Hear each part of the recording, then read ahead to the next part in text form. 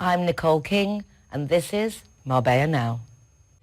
Halfway twisted. My first guest this week is none other than the lovely Pamela Lake. The first time I met her, it was instant love because her surname is the name of my granddaughter, Lake, and there was just this affinity.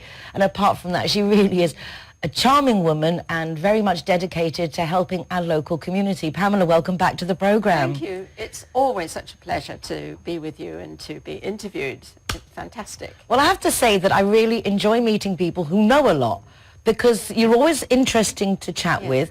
You've done so many different things in your life, and I always find it intriguing that like a female would come from the petrol world. Oh, do you know gosh, what I mean? It's incongruous because we're so It's very- sweet and considerate, and it's a really tough business. But you were very much involved with training staff. What did that entail in a business like that? Well, really, it was teaching them or being trained to train others at the middle management level and latterly at the higher level. And in terms of being much more leaders rather than managers, and what it takes to be a leader. And that really applies to anyone, from personal leadership to, managing a huge organization like Exxon, which, maybe doesn't do that so well and is not so popular, of course, for obvious reasons. And now I'm completely the opposite. It's very much in terms of saving the planet and environmental things. Did you get to see that incongruence when you were working there, in the sense of, I've asked a couple of people who have been CEOs of different companies like Exxon and Shell, Yes. and only one of them admitted when I said, when you take out the petrol, what you put back, because nature abhors a vacuum. And only one of them said absolutely nothing, and it's shocking.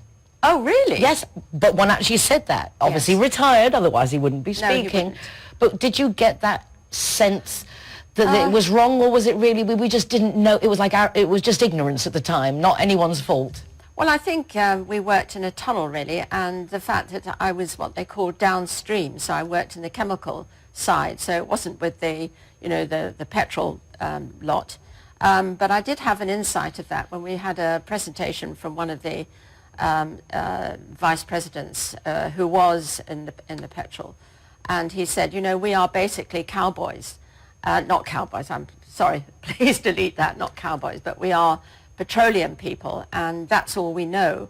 And that was at a time when Exxon took over an IT company, and they couldn't but not control it, and they knew nothing about IT, actually. And he was trying to sort of change the message and say, we are in the petroleum, and that's it. And so we felt a bit minority because we were in the chemical business, which is very cyclical, but still, it's chemicals. You are now very passionate about sustainability, Yes. the environment. You're a member of the Marbella-Guadalmina Rotary Club. In fact, you were president last year. Indeed. Congratulations, a great year. I know that you put a lot of passion into making things happen, having your vision. Now, obviously, you, every year in the club, presidents change, but as I understand it, the ethos of your projects is very much on the same line. Yes, very. Just to say that my passion for last year when I was president was to keep the club together, because it was such a difficult year. We had very little fundraising. We had no events, COVID, obvious, yes. like because of COVID. So, but we did actually have something like 30 Zoom meetings and face-to-face whenever we could.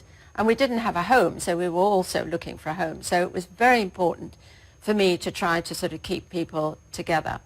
Now, of course, it's different and it's much, much better.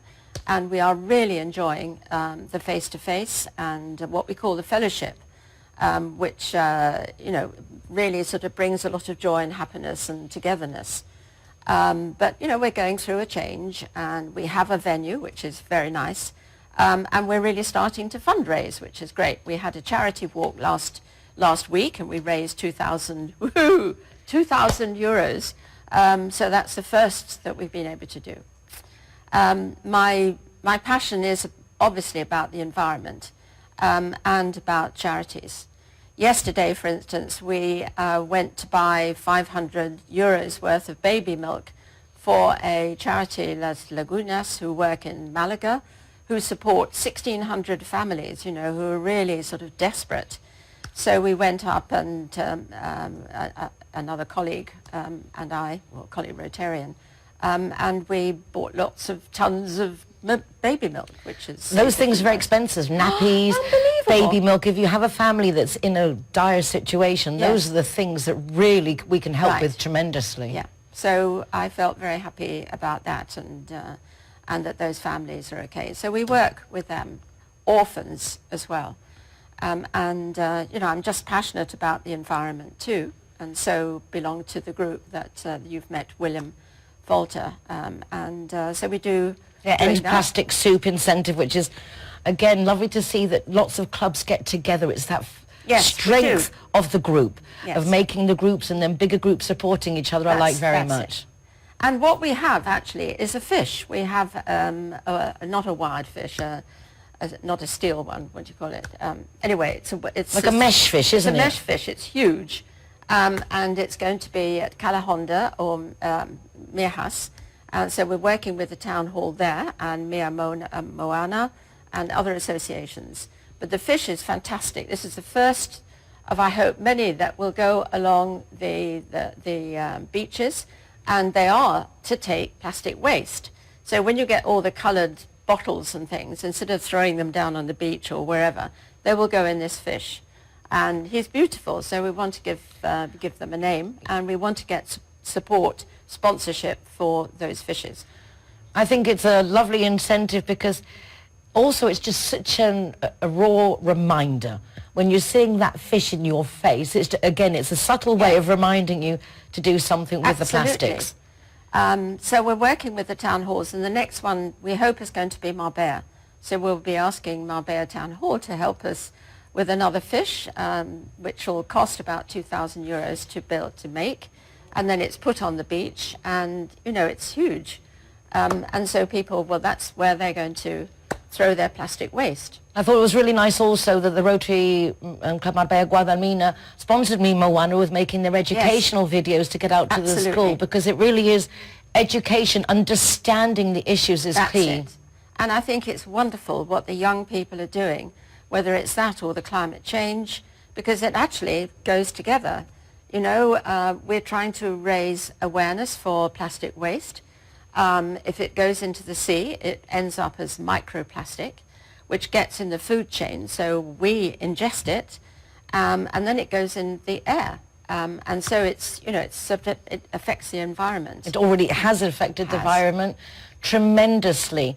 Obviously, we can't undo what we've done, but we can try to stop it going forwards. Yes, exactly. You've got a lot of initiatives and a lot of fundraising going on. One of the events I'm looking forward to is your Bollywood night. I know. Tell me more, tell me more. Oh, well, we're looking for sponsors as far as that's concerned. 4th of December is the date at Tikitano, and we hope to have between 150 and 200 people. So we're sending sponsorships out to absolutely everybody. All right, it's €100 per person, or people can buy a table of 10 or 8. And it's not just an ordinary dinner dance. It really isn't. They're going to have a fashion show, we're going to have music, dancing, Indian dancing. We'll be welcomed by the sitar, the music, and we'll have an auction. We're trying to get some very famous film stars, and we got one who I think is going to come, Bidu, who is quite well known here in Marbella. So he might DJ, and who knows, well, I might be asking somebody sitting opposite me. Well, I've actually received an invitation. Oh, you have? I have. I've already been contacted. You have? Yes, Brilliant. I have, to be a judge or something like that. Really excited. I don't know what was going on, but something I saw, and it was like, well, the fashion show. Yes, it was something like that. So it was like, yes, I definitely want to be there. It sounds really... I love the whole Indian dancing. It's so sensual. It's so relaxing. It's just such a joy. So that's a fabulous idea. It's nice to see that it's not, as you say, just another dinner dance. No, it's not by any means. And the charity is, we've been working with the Rotary Club in Mumbai, who have done fantastic work. They have a hub of all sorts of equipment, and they work within the province of Mumbai, so it's not just Mumbai itself. And so anything from oxygen concentrators to other equipment that will help those people in the villages, etc. So they really do a fantastic job. They're working with us. We've sent money to them. And so the prime charity is the Rotary Club over in Mumbai for all the equipment for the COVID victims. But we're also looking at local charities who need some emergency money for COVID victims here. We're going to be talking about that. And I just have to say before we finish that, Pamela, and to the Rotary Club Marbella-Guadalmina, thank you so much, because for the 3rd year running, they are sponsoring our United Nationalities of Marbella Summit. For the first 2 years, we had hundreds of people giving us their feedback as what they felt as an international community we were missing. The 3rd year, we put together business owners, consulates, and the town hall to try and get a grapevine of communication going, that beginning of that snowball, so we can share information. Right. The following year was an enormous event at Finca Amalur, where we got schools and charities together to try and get that 24-hour, like 365 days business going in our community and keep the charities running with our youth. Then last year, well, it was COVID year. And that again was very much consolidating the needy with the charities and the schools to keep them going. But this year we are concentrating on internships and career opportunities for our children, and also promoting a suicide prevention helpline, which is fundamental in our international community now. So I will be chatting with you about funds, and then also we will be covering in the event a summary of what's been going on over the past year with our Zero Hero incentive, and also with sustainability environment, headed up by a lovely Angela Lafferty, who coordinates everything beautifully. And we'll be launching our Marbella Love Mugs, raising money for local artists and charities.